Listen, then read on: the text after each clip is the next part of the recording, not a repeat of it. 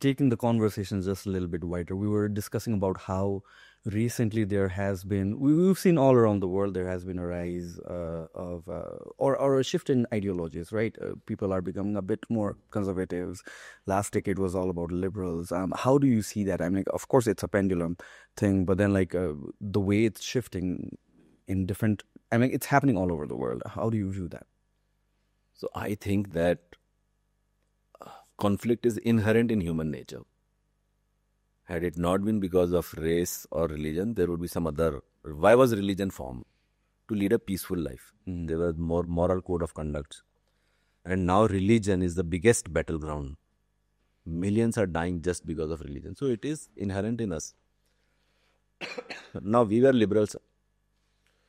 And now that so many immigrants have flooded Europe, now there is a shift to right because they realize that the very way of life is threatened by them. You know, this Turkish Empire, they reached the gates of Austria, and that there was a major decisive war which finally Austrians won. Otherwise, Europe would have been Islamic. Spain was Islamic. And they won, and now it's a different kind of a thing. And even the liberals from Middle East are saying that you don't know what you are doing, and Germany and Spain and France realized after a very long time. Now Germany has closed its borders. Yeah. There were no rapes. There were no crime against women. Now it is rampant. It is full of immigrants, and because they never worked in their own country, why will they work in your country when when the government itself is giving them so many doors and everything? I mean, it's really laughable the kind of world that these live in. When this immigration thing was going on, I was really surprised. I mean, can't they imagine what will happen in next 30 years? There will be a black president or a prime minister in every European country.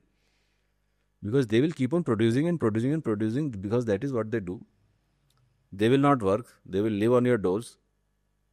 Now, what we were talking about, the gangs, girl grooming gangs in England and Belgium and what all is happening, now it's beyond their control. So, I mean, always then there are corrective actions taken and they call it in the name of human rights that it is very tough because everyone, you have to fight. Now, we did not fight for our culture. You have to fight. I mean, when people say that Muslim invaders came to India or the Britishers came to India, and so what were you doing? We were not fighting. We were in our own land. They did not come to do any favor to us. They came to loot us or whatever they had to do. And they wanted to change our society. They will do, any invader will do. But we have to stand up and fight. So it is not just बातचीत करने से कुछ हो जाएगा. So I think there is a great balance to be struck between intellectual and physical thing. We reach a stage where we think, oh no, everyone is good and everyone is this, come and stay. It does not happen like that. One has to be very, very cautious of the history. Of the character of people, what we are talking. And then decide fairly, otherwise it would be too late to save our own culture and save our own values. Now their cultural values are threatened. Now their civilization is threatened. Now their freedom is threatened. But you can't do anything now. Very little one can do. Also, I think, do you think it's too late for Europe to correct all of this? I think it is too late now. It is now there is no immigration happening. It was a well-sponsored thing. Very well sponsored. What happened to immigration now? Why it is not happening now? Why it was only during those 2 years? And I think why are those young lads, when Europeans were ruling Africa, you had a big problem. You wanted independence. When they got independence, now you want to go back to Europe. Women and kids, I can understand. Now feminists will not say anything about that. When they want to refuse, it is all right. But I think men should, if you are not ready to fight for your country, who else will fight? Then let the Europeans rule your country. What is the problem? Now, if you want to flood the shores of Europe. So, these guys are good for nothing. When you are not good for your own country, how can you be good for any other country? And then they take their whole fundamentalist agenda back to that country, that they will convert into Islamic country and stuff like that. Bhai, to raho na Islamic country mein to reh rahe the tum. And then it becomes the country that you just left. So, I mean, it's up to them. That's why far right is rising, because they have realized, like Poland has realized, they haven't allowed any immigrant in their own country. Germany realized pretty late. Now they have closed its border.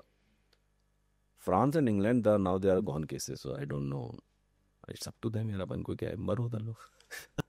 Plus, there are so many conflicts that's happening around the world. I mean, like, it's not that they didn't exist, but with the media and everything, like, people are more aware of these things. I mean, like, why do you think these are happening right now?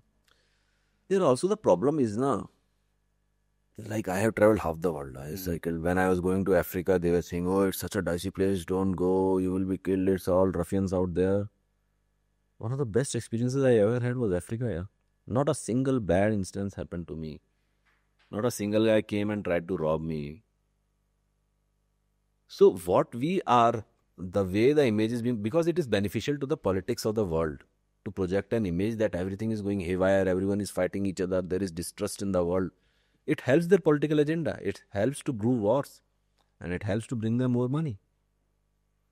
Afghanistan, and when George Bush started the war, there was not a single weapon of mass destruction that was found in Iraq. The war plans were made way in advance because they wanted to attack Iraq, wanted to capture their oil fields. So we are mere pawns in the world politics. No one bothers about you and me. They just say democracy is for the people, by the people, of the people. It's all bloody bullshit. Everyone wants to rise to the power, crush us, get the money, you die, I die. It does not matter to anyone. There is a big, big political game being played. So now then there comes a dichotomy that what should we do in all this scheme of things? When the world seems to be on fire, everything is going haywire, and where are we in this whole scheme of things? And that question comes to me very often, because I've been in the shit of things. I've fought wars or been, I've been in counter-terrorist operations and saw bullets flying for the government and whatever it was. But then where do we find ourselves in this whole scheme of things? The question which has troubled me, and the answer I always found in our own philosophy. थोड़ा सा deep सा है, बोलें क्या कुछ? Of course. Because what I was saying earlier, that all of us are alone in this fight. What we want to do with our lives, either we want to be affected by what we are doing, then we can always be troubled.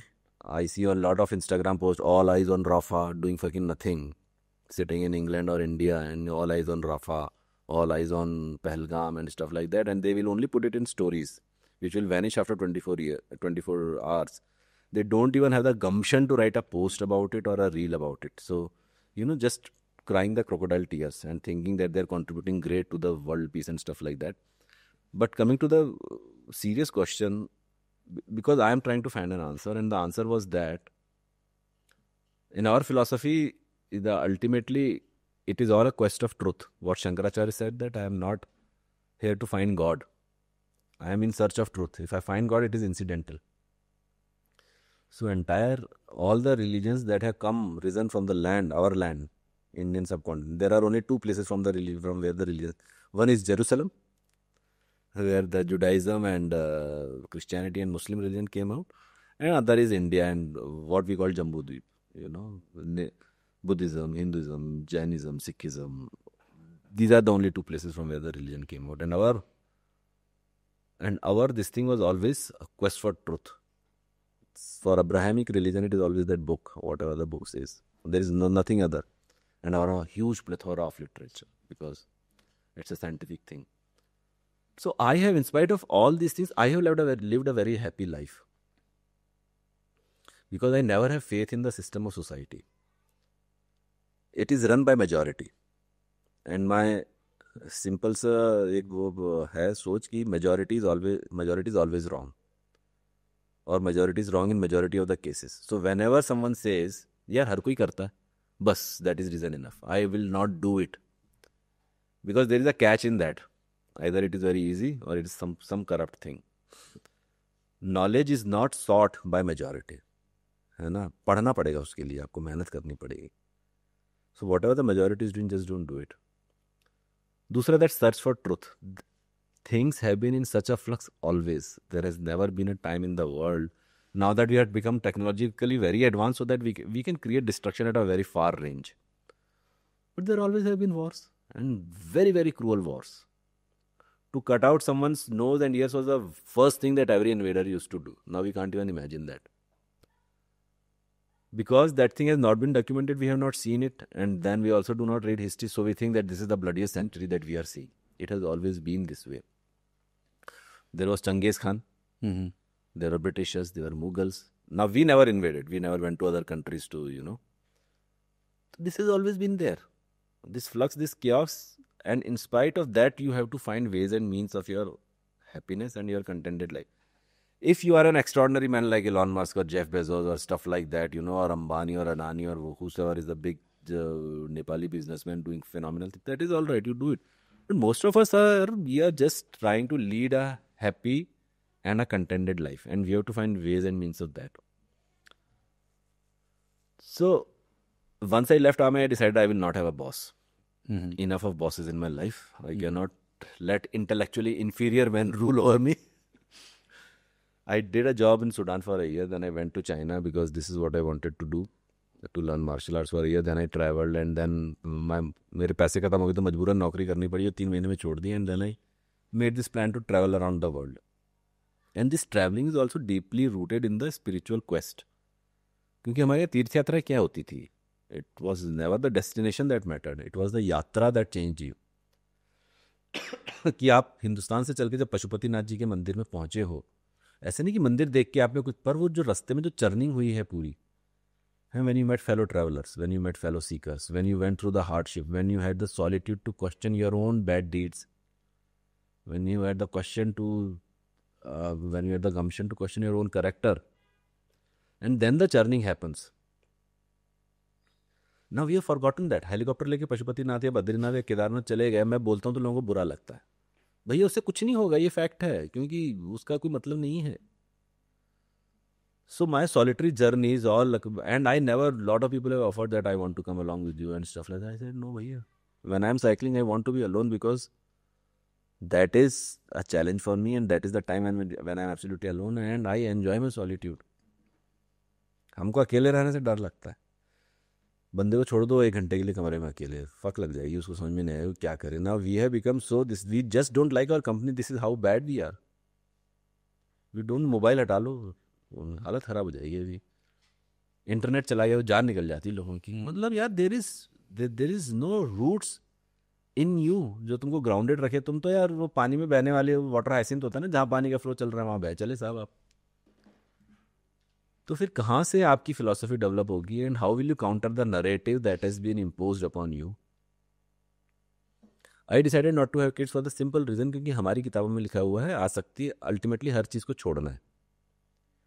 तो अगर आपको हर चीज़ को छोड़ना ही है, अगर आपको उस रास्ते पे आगे निकलना है, तो यार उतने अटैचमेंट ही मत डेवलप करो ना. पहली बात तो उतने अटैचमेंट नहीं डेवलप करे तो आपको उतनी चीज़ें छोड़नी भी नहीं पड़ेंगी. अभी ग्राउंड रूल, अब इसमें ऐसा होता है, अब जैसे you can't invent the wheel again and again. Einstein साहब ने थ्योरी ऑफ रिलेटिविटी आपको बता दी है, आप में इतना इंटेलेक्चुअल दिमाग नहीं है कि आप उसको काउंटर कर सको. वो प्रूवन है, अगर है भी तो प्रूवन है कि it is right. E is equals to MC square आप जहाँ लगाओगे और उससे जो आप कंक्लूजन निकालोगे वो शर्तियाँ सही होंगे. 2014 में ब्लैक होल पता चल चुके थे. Do you know it? It was a German scientist and who was at the war front who derived this thing from Einstein's theory of relativity that there will be a singularity, कि जहाँ पे ऐसा होगा कि सब कुछ. And Einstein did not believe it कि ऐसा होगा, पर यार वो बिल्कुल ठीक था. आइंस्टाइन को ही समझ में नहीं आ रहा था डार्क मैटर, डार्क एनर्जी, वो सारी चीज़ें अभी भी हो रही है. तो ऐसे ही हमारे भी कुछ स्पिरिचुअल प्रिंसिपल्स हैं या फिलोसॉफिकल प्रिंसिपल्स हैं.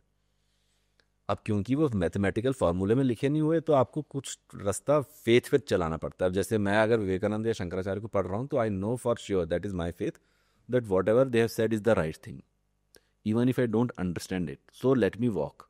क्योंकि मेरी अंडरस्टैंडिंग तो मेरी इंटेलेक्चुअल कैपेबिलिटी के बराबर है. 2 साल के बच्चे, 2nd क्लास के बच्चे को डिफरेंशियल इंटीग्रल कैलकुलस समझ में नहीं आएगा. He is no state to challenge the inferences of differential और इंटीग्रल कैलकुलस और फिजिक्स का कोई जो बेसिक बर्नौली थ्योरम बता दिया, कुछ बता दिया, समझ में नहीं आएगा. But since it has been proven so might as well follow it. And this is what I have done. मैंने आंख बंद करके कुछ टाइम विश्वास किया उन चीज़ों पे, उन रास्तों पे चला हूँ. And then when I had the wisdom और when I developed my self intellectually to question it, and then I started formulating my own thing. तो वो, and this is where I feel so lucky, so lucky to be born in India, क्योंकि हमारी philosophy इतनी pure है. वो अभी जो धर्म के नाम पे जो बकवास करते हैं एक अलग बात है, या जो चिल्ला चिल्ला के भजन गाते रहते हैं एक अलग चीज़ है, but down below the foundation is very pure of the Buddhist philosophy and the Hindu philosophy. And that is what I read. And that is what keeps me straight. And that is what keeps me away from most of the temptations and most of the things.